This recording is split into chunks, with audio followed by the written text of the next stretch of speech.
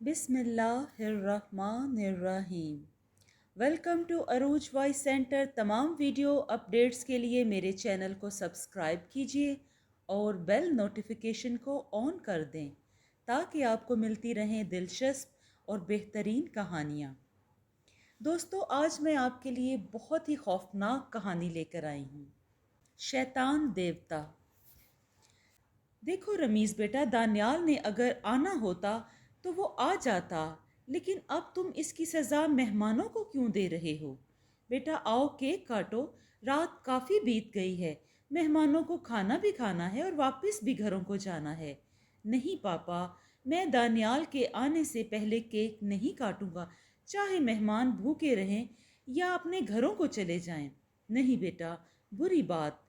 بابا، میں نے آپ سے کہا نا پاپا، وہ دانیال نے وعدہ کیا ہے، وہ ضرور آئے گا۔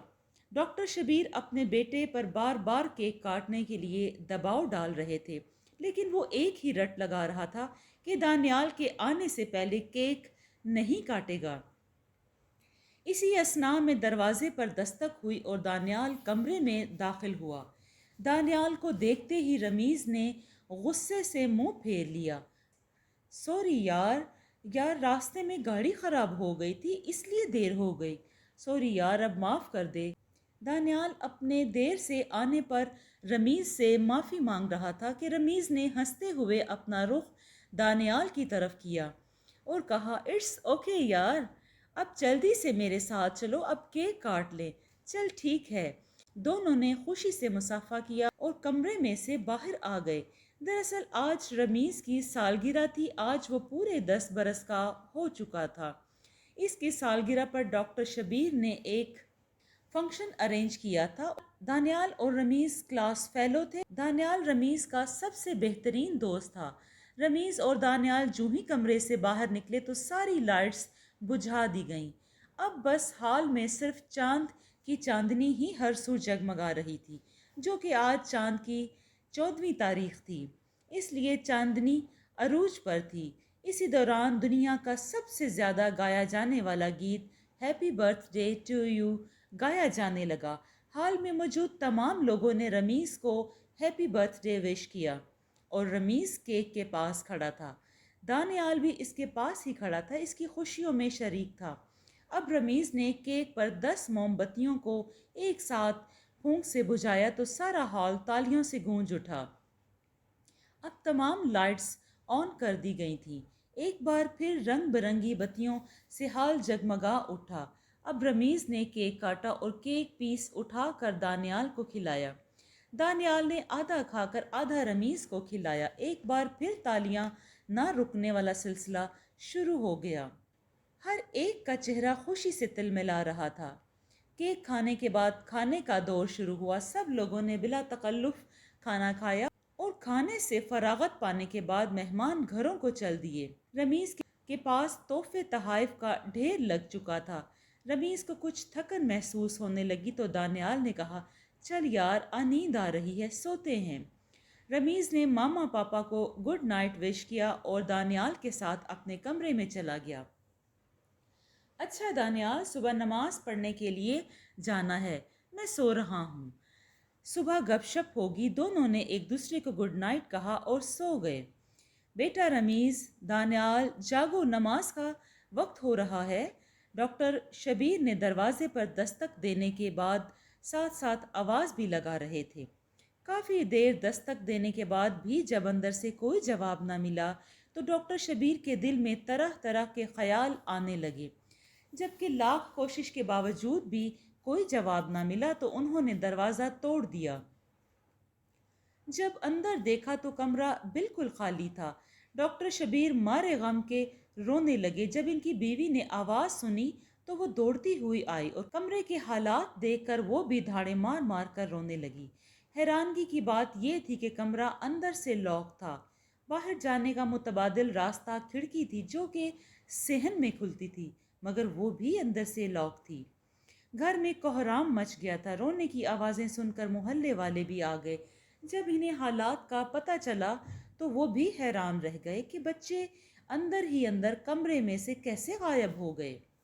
پولیس کو بلایا گیا اور ڈاکٹر صاحب کو तसल्ली देकर चली गई। चूंकि रमीज डॉक्टर साहब का इकलौता बेटा था और दानियाल को भी वो अपने बेटे से कम नहीं समझते थे, लिहाजा दोहरा दुख था। जब दानियाल के घर में इसकी गुमशुदगी का पता चला तो वो भी दौड़े दौड़े डॉक्टर के घर आ गए। अब सब परेशानी के आलम में बच्चों को इधर उधर देख रहे थे। इन दोनों खानदानों ने सर धड़ की बाजी लगा दी, मगर कुछ हासिल ना हुआ। आज रमीज और दानियाल को गायब हुए 3 दिन गुजर चुके थे, मगर इनका कुछ भी पता नहीं चला था। पुलिस को भी इस केस में दुश्वारी का सामना था, क्योंकि दरवाज़ा और खिड़की अंदर से लॉक थे, लिहाजा केस इंतहाई पेचीदा था। आज सुबह से मूसलाधार बारिश का सिलसिला जारी था। हवा जिस्म को छू कर गुजरती तो जिस्म कट सा जाता। दिन के वक्त भी रात का सा समा था। बहरहाल लोग अपने अपने कामों में से जल्दी फरागत पाकर अपने घरों को चले गए। बाजार बिल्कुल खाली हो गए। लोग घरों में आग के मज़े ले रहे थे। वक्त अपनी मखसूस रफ्तार से चल रहा था। अब रात ने अपने खौफनाक पर चारों सिमत फैला दिए। हर सू गहरा सन्नाटा था। ऐसे में रोने की आवाज़ों ने माहौल को मज़ीद दहशतनाक बना दिया था।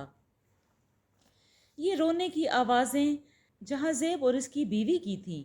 आवाज़ें सुनकर सब गांव वाले जमा हो गए। गांव के लोगों की आदत थी कि वो दूसरों का दर्द अपना दर्द समझते, जबकि जब गांव वाले चंजेब के घर पहुंचे तो इंतहाई गम में दिखाई दे रहा था। बार बार दरियाफ्त करने पर इसने बताया, मैं अपने बेटे को पानी देने के लिए जागा तो वो अपने बेटे चाहजेब को चारपाई पर ना पाकर मुझे तशवीश हुई। रात को वो मेरे पास ही सोया था, लेकिन अब मौजूद नहीं है। मैंने घर का चप्पा चप्पा छान मारा, लेकिन कुछ पता नहीं चला। इतने में जुबैर बोला, चंजेब भाई, कहीं वो बाहर ना चला गया हो।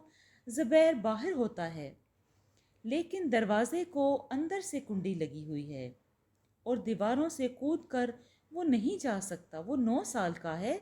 दीवार पर चढ़ना इसके बस की बात नहीं। इसी असना में पुलिस घर में दाखिल हुई और वाक़ये की नौयत दरियाफ्त की। जब वाक़ये का पता चला तो इंस्पेक्टर ज़ीशान का माथा ठनका। इंस्पेक्टर वहाँ का इंचार्ज था। ये वाक़या भी डॉक्टर शबीर के बेटे रमीज़ और इसके दोस्त दानियाल की तरह था। वही के घर के अंदर से लॉक था, फिर भी शाहजेब गायब था। गांव का हर फर्द इस बात पर हैरान था कि ये मुमकिन कैसे है कि घर लॉक लगा होता है फिर भी बच्चे गायब हो रहे हैं, लेकिन किसी के पास इसका जवाब नहीं था।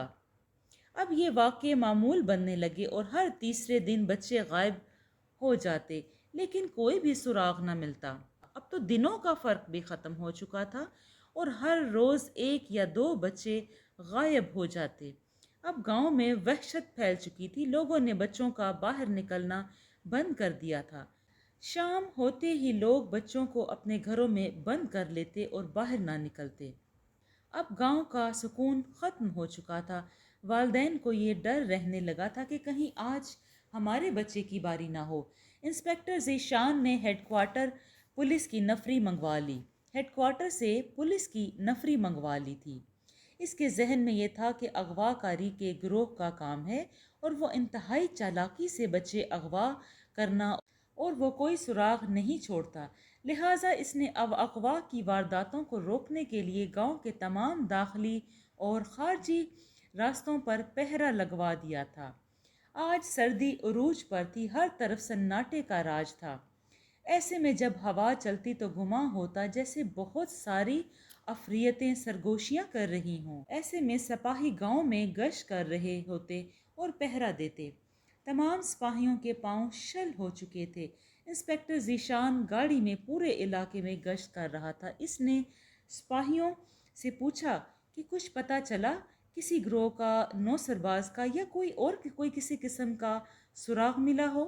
इनकी तरफ से नहीं में जवाब मिलने पर इसने सोचा कि शायद अगवाकार को मालूम हो गया है कि हमने पहरा लगा रखा है, इसलिए ऐसा कोई भी वाक़या न हुआ। लेकिन इस वक्त दिमाग चकरा कर रह गया जब इसको मालूम हुआ कि रात को 2 बच्चे غائب ہیں۔ انسپکٹر کا سر درد سے پھٹا جا رہا تھا۔ اس نے ڈسپرین کی 2 گولیاں لیں تو کچھ افاقہ ہوا۔ اس نے پہرا مزید سخت کر دیا لیکن پھر بھی کچھ حاصل نہ ہوا۔ اب گاؤں کے لوگ اس سنگین ماحول اور وارداتوں سے خود کو خطرے میں محسوس کرنے لگے تھے۔ سب لوگوں نے یہ چیز محسوس کی کہ جتنے بچے بھی غائب ہوئے یا ان کی عمر 12 سال تھی یا اس سے کم تھی، یعنی اغوا ہونے والے تمام بچے کم سن تھے۔ لہٰذا ہم سب کو چھمو پہلوان سے رابطہ کرنا پڑا۔ آج میں صبح صبح ہی اخبار پڑھ رہا تھا کہ لوگوں کا جمع غفیر میرے گھر میں داخل ہوا۔ میرے گھر کے چوکیدار نے روکنے کی کوشش کی لیکن میں نے سب کو اندر آنے کا کہا۔ اب کئی بزرگ اور جوان میرے سامنے کھڑے تھے۔ میں نے آنے کی وجہ دریافت کی تو جاوید چچا بولے، دیکھو چھمو بیٹا، کئی دنوں سے ہمارے علاقے سے روزانہ بچے غائب ہو رہے ہیں۔ یہ بھی نہیں پتہ چل رہا کہ کون ایسا کر رہا ہے۔ پولیس والوں کو بھی کوئی سراغ نہیں ملا۔ چھمو بیٹا، ہم بڑی امیدیں لے کر آئے ہیں۔ میرا اصلی نام رضوان تھا۔ میں پہلوانی کے میدان میں اس علاقے کا چیمپئن تھا۔ گاؤں کے لوگ مجھے چھمو کہہ کر ہی پکارتے تھے۔ پھر سدھیر چاچا بولے، بیٹا، کل رات میرا بیٹا بھی غائب ہو گیا ہے۔ ہم نے بہت تلاش کیا لیکن کچھ پتہ نہیں چلا۔ تم ہی کچھ اس کا حل نکالو۔ سدھیر چاچا پڑھے لکھے ہونے کے ساتھ ساتھ انتہائی عقل مند تھے۔ وہ ہنس مکھ تھے، ہمیشہ چہرے پر مسکراہٹ سجی رہتی تھی، لیکن آج ان کی آنکھوں میں آنسو دیکھ کر میرا کلیجہ کٹ گیا۔ میں نے تمام لوگوں کو یقین دلایا اور کہا، میں ہر ممکن کوشش کروں گا لیکن مجھے چند جوانوں کے تعاون کی بھی ضرورت ہے۔ بولو کون میرا ساتھ دے گا؟ میں نے لوگوں پر گہری نظر ڈالتے ہوئے کہا، ہم دیں گے آپ کا ساتھ۔ ان میں 6 لڑکے یہ کہتے ہوئے میرے سامنے کھڑے ہو گئے۔ ان جوانوں میں فہیم، عاطف، امتیاز، شعیب، وسیم، صداقت شامل تھے۔ یہ 6 جوان بڑی مضبوط جسامت کے مالک تھے۔ میں بھی آپ کا ساتھ دینے کو تیار ہوں۔ شہزاد نے آگے بڑھ کر کہا تو شہزاد لاغر اور کمزور سا تھا۔ اسے اپنے ساتھ رکھنا مناسب نہیں تھا، لیکن اس کے جذبے کو دیکھتے ہوئے میں نے انکار نہیں کیا۔ اسے بھی اس مہم میں شریک کر دیا۔ گاؤں کے 3 داخلی خارجی راستے تھے۔ میں نے ایک راستے پر فہیم اور امتیاز کو لگا دیا، جبکہ دوسرے راستے پر صداقت اور عاطف کو، جبکہ تیسرے راستے پر وسیم اور شعیب کو لگایا۔ ان کے ساتھ میں نے شہزاد کو بھی لگا دیا۔ اب رات نے اپنے پر پھیلا دیے تھے، ماحول پر ہولناکی چھائی ہوئی تھی۔ ایسے میں تمام جوان اپنے اپنے فرائض سر انجام دے رہے تھے۔ میں یعنی چھمو پہلوان ان سب کی نگرانی کر رہا تھا۔ میں علاقے میں گشت کر رہا تھا اور جوانوں کو خصوصی ہدایات دے رہا تھا۔ میں گشت کرتے کرتے اچانک پیچھے مڑا تو مجھے ایسے لگا کہ جیسے کسی نے میرے سامنے والے مکان میں باہر سے اندر چھلانگ لگائی ہو۔ میں برق رفتاری سے بھاگتا ہوا اس مکان تک پہنچنے کی کوشش میں تھا۔ تھوڑے ہی فاصلے پر تھا کہ افریت دیوار میں سے یوں باہر نکلا کہ جیسے راستے میں کوئی دیوار یا رکاوٹ نہ ہو۔ یہ ایک چوپایا تھا جس کے جسم پر گھنے بال تھے۔ اس کی آنکھوں میں عجیب وحشت تھی۔ وہ اسے ایسے دیکھ رہی تھی جیسے تپتے انگارے ہوں۔ میں نے اسے پکڑنے کے لیے ہاتھ بڑھایا۔ اس کے پاس ایک بچہ تھا جو ایسے جھول رہا تھا جیسے بالکل ساکت ہو گیا ہو۔ میں نے ہاتھ بڑھایا تو اس کا کان میرے ہاتھ میں آیا، لیکن وہ ادھر کھڑے کھڑے ہی ایسے غائب ہو گیا جیسے گدھے کے سر سے سینگ۔ اب معاملہ میری سمجھ میں آ گیا تھا۔ پھر صبح گاؤں میں یہ خبر پھیل گئی کہ نصیر، جو کہ گاؤں کے ہائی اسکول کا ہیڈ ماسٹر ہے، آج رات اس کا بیٹا غائب ہو گیا ہے۔ میں نے گاؤں کے تمام لوگوں کو اپنے گھر بلایا اور میں نے انہیں بتایا کہ کل رات میں نے ایک ریچھ کی طرح ایک چوپایا کو دیکھا جس کے جسم پر سیاہ گھنے بال تھے۔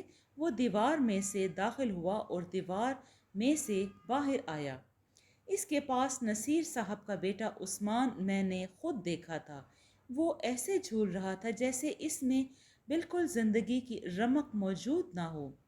मैंने इस अफरियत को पकड़ने की कोशिश की लेकिन वो गायब हो गया। न जाने इसे ज़मीन खा गई या आसमान निकल गया। अब इससे पता चल गया कि अगवा कोई गिरोह नहीं बल्कि मावराई मखलूक है। अब मैं इसका हल तलाश कर लूँगा। अगले दिन मैंने अपने छोटे भाई उसामा, जिसकी उम्र 12 साल थी, इसे स्कूल छोड़कर अपनी मंजिल की तरफ रवाना हो गया। मेरा रुख दूसरे गांव के मशहूर आमिल की तरफ था। इनके आस्थाने पर पहुंचकर मैंने इन्हें सारी रुदात सुनाई। उन्होंने मेरी बात पूरी तवज्जो से सुनी। फिर उन्होंने कहा, बेटा तुम कल इसी वक्त मेरे पास आना, मैं तुम्हें इस अफरियत के बारे में भी बताऊंगा और ये भी बताऊंगा कि ये अफरियत बच्चे क्यों अगवा कर रहा है। और घर वापस आ गया। अच्छा उसामा, मेरी बात गौर से सुनना। तुम्हें पता है ना कि कल हमारे गांव से बच्चे गायब हो रहे हैं। तो याद रखना, मुझे बाज़ औक़ात काम की वजह से शहर जाना पड़ सकता है। लिहाजा मैंने अपने दोस्त मोहसिन को बुलवाया। तुम इसके साथ रहना, ये तुम्हारा ख्याल रखेंगे। इन्हें तंग मत करना। समझ आई मेरी बात? मैंने अपने छोटे भाई को हालात की नौयत समझा रहा था। भैया, मैं मोहसिन अंकल को बिल्कुल भी तंग नहीं करूँगा। अच्छा यार मोहसिन, तुम उसामा का ख्याल रखना। पता नहीं मैं इस मुहिम से वापस आता भी हूँ या नहीं। यार छम्मू, ये क्या कह रहा है तू? अल्लाह तुझे कामयाब करेगा, हमारी दुआएं तेरे साथ हैं। अच्छा यार, मैंने रात को पहरा देना है और सुबह सवेरे वहीं से बाबा जी की तरफ रवाना हो जाऊंगा। चल ठीक है यार, अल्लाह हाफिज़। अच्छा उसामा, अपना ख्याल रखना। अल्लाह हाफिज़। ओके भैया, खुदा हाफिज़। मैं अपने साथियों के साथ आज फिर पहरा देने में मसरूफ़ हो गया। सर्दी गज़ब की थी मगर हम सर्दी से बेखबर पहरा दे रहे थे। आवारा कुत्ते जब भौंके तो वजूद पर खौफ तारी हो जाता। खुदा खुदा करके सुबह की रोशनी तलू हुई। आज रात हमें वो चौपाया नज़र नहीं आया था। सुबह ये खुशखबरी हुई कि आज कोई भी बच्चा घर से गायब नहीं हुआ। सुबह नाश्ता करने के बाद बाबा जी के आस्थाने पर चल निकला। आज इनके आस्थाने पर पहुंचा तो लोगों का हजूम था। मैं हजूम से निकलता हुआ आगे जा पहुंचा। देखा कि सामने एक मैयत पड़ी है। मैंने जो ही मैयत के चेहरे से चादर हटाई तो मेरे जिस्म पर सख्ता तारी हो गया, क्योंकि वो लाश किसी और की नहीं बल्कि बाबा जी की थी। लाश का बड़ा बुरा हाल था। इसके जिस्म पर से सारी चमड़ी उधड़ी हुई थी, दिल भी गायब था और जिस्म पर नाखूनों के निशान थे, जैसे किसी ने जिस्म से गोश्त नोचने की कोशिश की हो। लाश का ये हाल देखकर मैं हवास बाख्ता हो गया और मैं धाड़े मार मार कर रोने लगा। इतने में एक आदमी मेरे पास आया और मुझसे पूछा, क्या आपका नाम छम्मू पहलवान है? हाँ हाँ, मैंने फौरी कहा, मैं ही छम्मू पहलवान हूँ। मैं बाबा जी का ख़ास खादिम हूँ। सुबह जब बाबा जी को जगाने गए तो काफ़ी कोशिशों के बावजूद भी कोई जवाब ना मिला। तो हमने दरवाज़ा तोड़ा तो देखा कि बाबा जी ज़िंदगी की बाजी हार चुके थे। हम अभी भी हैरान हैं। दरवाज़ा अंदर से बंद था तो फिर भी इनका खून कैसे हो गया?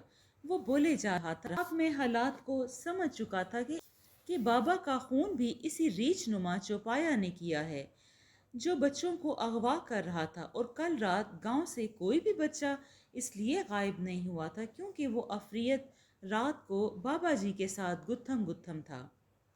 सुनिए, मैं अपने ख्यालों में गुम था कि इस आदमी की आवाज़ से चौंक गया। बाबा जी के कमरे में से ये कागज़ मिला है, ये आपके लिए है। मेरे लिए? मैंने इसके हाथ से कागज़ लिया तो कागज़ पर लिखा था, छम्मू बेटा, मुझे अफसोस सद अफसोस है, मैं तुम्हारे किसी काम नहीं आ सका। मेरी एक गलती मुझे मौत के मुंह में ले जा रही है। बेटा, ये एक बुज़ुर्ग का पता है, इनसे रब्ता करना, वो ज़रूर तुम्हारी मदद करेंगे। नीचे पता लिखा था। इस पते के मुताबिक वो बुज़ुर्ग अगले गांव के थे। बाबा जी का रुक्का पढ़कर मेरी आंखों में आंसू आ गए। बाबा जी की तकफीन तदफीन के बाद मैं वहाँ से मंजिल की जानिब चल निकला। तकरीबन 1 घंटे की मुसाफिर के बाद बुज़ुर्ग के आस्थाने पर पहुँच गया। वहाँ बड़ा हजूम था। सारे लोग अपने अपने मसाइल पेश कर रहे थे। سب کو فارغ کرنے کے بعد میری باری آئی۔ میں نے بابا کو جو ہی اپنا مسئلہ بتانے کے لیے لب کھولے، وہ بولے بیٹا میں سب جانتا ہوں، تمہیں بابا جی نے میری طرف بھیجا ہے۔ میرا نام ہارون رشید ہے اور صابر میرا مرید تھا۔ بابا کے منہ سے مرید کا نام سن کر میں سمجھ گیا کہ انہیں صابر کی موت کا علم ہو چکا ہے۔ چھمو بیٹا جانتے ہو صابر کی موت کیسے واقع ہوئی؟ میں نے سوالیہ نظروں سے ان کی طرف دیکھا۔ نہیں بابا جی، مجھے نہیں معلوم۔ بیٹا جب صابر نے حصار بنایا تو وہ اس میں بیٹھ گیا۔ ادھر اس چوپائے کو علم ہو چکا تھا کہ اسے قابو کرنے کے لیے صابر عمل کر رہا ہے۔ جب وہ حصار میں بیٹھ گیا تو اسے یاد آیا کہ جس تسبیح پر اس نے پڑھنا ہے وہ تو میز پر پڑی ہے۔ وہ لا علمی میں حصار کو توڑتے ہوئے باہر آ گیا تاکہ تسبیح لے سکے۔ اسی دوران وہ چوپایا نمودار ہوا اور اس نے صابر کی زندگی چھین لی۔ صابر کی دردناک موت کے بارے میں سن کر بہت افسوس ہوا۔ اچھا بابا جی، آپ کو ہمارے گاؤں کے حالات کا تو علم ہوگا نا؟ اب بتائیے اس کا کیا حل ہے بابا جی؟ ہمارے گاؤں میں حالات ایسے ہیں کہ ماں باپ اپنے سامنے اپنے بچوں کو غائب ہوتا دیکھ رہے ہیں تو ان کے چہرے کا رنگ متغیر ہونے لگا، کبھی سرخ ہو جاتا تو کبھی زرد پڑ جاتا۔ کافی دیر اس حالت میں رہنے کے بعد انہوں نے آنکھیں کھولیں تو وہ غصے سے سرخ ہو رہی تھیں۔ بیٹا معاملہ کچھ یوں ہے کہ تمہارے علاقے سے کچھ فاصلے پر ایک غار میں وکرم جادوگر رہتا ہے۔ وہ انتہائی ظالم اور سفاک ہے۔ وہ شیطان کا پجاری ہے اور اپنی طاقتوں کو بڑھانے کے لیے وہ کسی بھی حد تک جانے کو تیار ہے۔ اس کے شیطان دیوتا نے اسے کہا کہ اگر وہ اس کے چرنوں میں 100 نابالغ لڑکوں کی بلی دے گا تو وہ نہ صرف اس کی طاقتیں بڑھائے گا بلکہ وہ اسے امر بھی کر دے گا۔ چونکہ وکرم جادوگر کے پاس کئی شیطانی طاقتیں ہیں، اس لیے اس نے ان بچوں کو لانے کے لیے اپنے سب سے طاقتور غلام وشنا دیو کو لگایا ہے۔ اس نے دیو سے اپنے جسم کو ریچھ کی شکل میں ڈھال لیا ہے۔ اب تک وہ 96 بچے شیطان کے قدموں میں قربان کر چکا ہے۔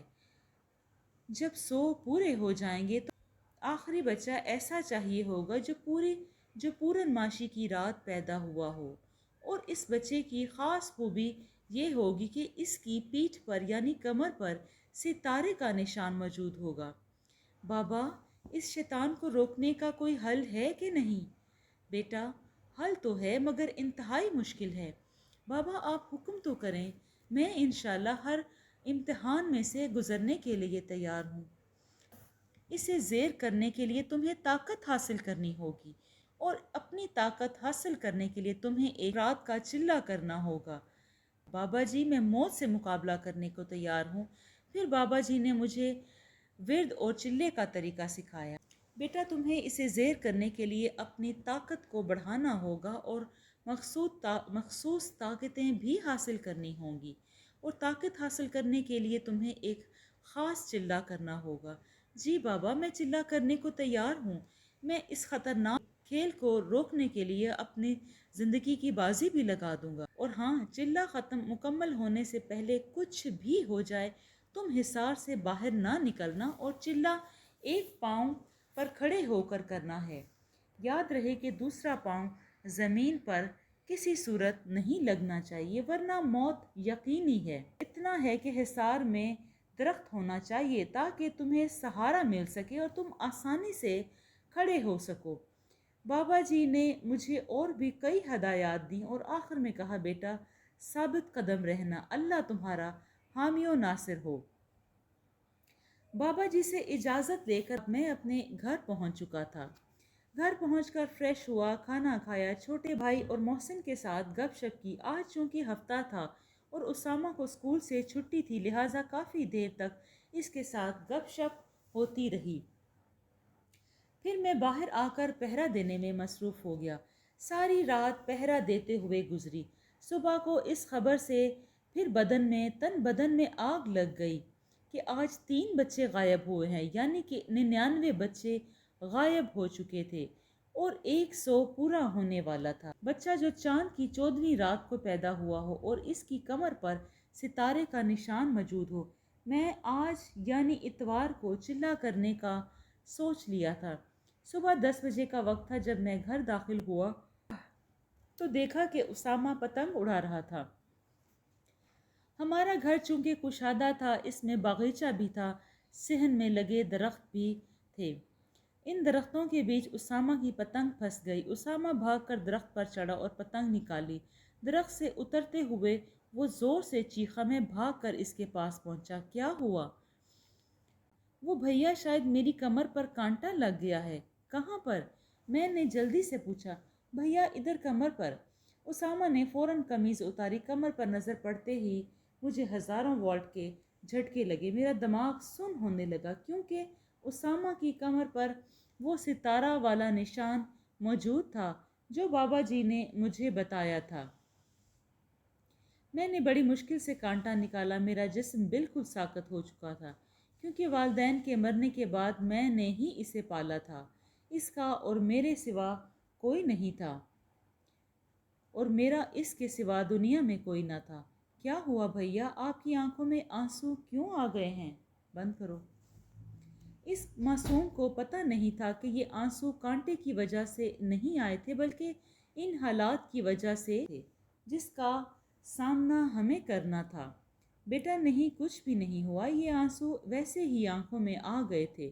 تم جاؤ اور جا کر پتنگ اڑاؤ۔ اوکے بھیا تھا۔ اسامہ کے اس نشان نے میرے دماغ کو معاف کر دیا۔ میں اپنے معصوم بھائی کو کھونا نہیں چاہتا تھا۔ میں نے گاؤں کے تمام لوگوں کو جمع کیا اور ساری صورتحال بتا دی۔ گاؤں کے بزرگوں نے مجھے کہا، بیٹا تم بھائی کی وجہ سے پریشان ہونا، بیٹا ہم اپنے بیٹوں کو جانے سے نہیں روک سکے، مگر تمہارے بھائی کو بچانے کے لیے اگر ہمیں اپنی جان بھی دینی پڑی تو ہم پیچھے نہیں ہٹیں گے۔ سورج اپنی منزل کی طرف گامزن تھا۔ میں نے چلے کے لیے ضروری سامان رکھ لیا اور جانے کی تیاری کرنے لگا۔ رات کا اندھیرا ہر سو پھیل چکا تھا۔ آج سردی پہلے کی نسبت کچھ زیادہ ہی تھی۔ کتوں کے بھونکنے کی آواز نے ماحول کو مزید پرسرار بنا دیا تھا۔ میں اپنی مستی میں گم گاؤں کے قبرستان کے قریب کی طرف رواں دواں تھا۔ ہوا سے درخت یوں ہل رہے تھے جیسے کوئی دیو مجھے آگے بڑھنے سے روک رہے ہوں۔ ڈر اور خوف کو بالائے طاق رکھتا ہوا میں قبرستان کی حدود میں پہنچ گیا۔ تھوڑی سی کوشش کے بعد مجھے ایسی جگہ مل گئی جو چلے کے لیے مناسب تھی کیونکہ ادھر درخت بھی تھا اور قبر بھی۔ پاس ہی ادھر ادھر دیکھا، نظر گھما کر دیکھا تو ہر طرف درخت بھی تھے۔ یہ خاموشی اور گہرا سکون کھا جانے کو دوڑتا تھا۔ حالانکہ میں گاؤں کا پہلوان تھا اور طاقت بھی اچھی خاصی تھی، پھر نہ جانے کیوں خوف نے میرے وجود کو جکڑ رکھا تھا۔ خیر میں نے بابا جی کے بتائے ہوئے طریقے کے مطابق آیت الکرسی پڑھتے ہوئے حصار کیا اور حصار میں داخل ہو گیا۔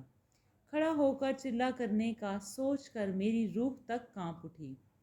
خیر میں نے درود پڑھنا شروع کر دیا۔ ایک پاؤں پر کھڑا درخت کا سہارا لیے ہوئے ورد کر رہا تھا۔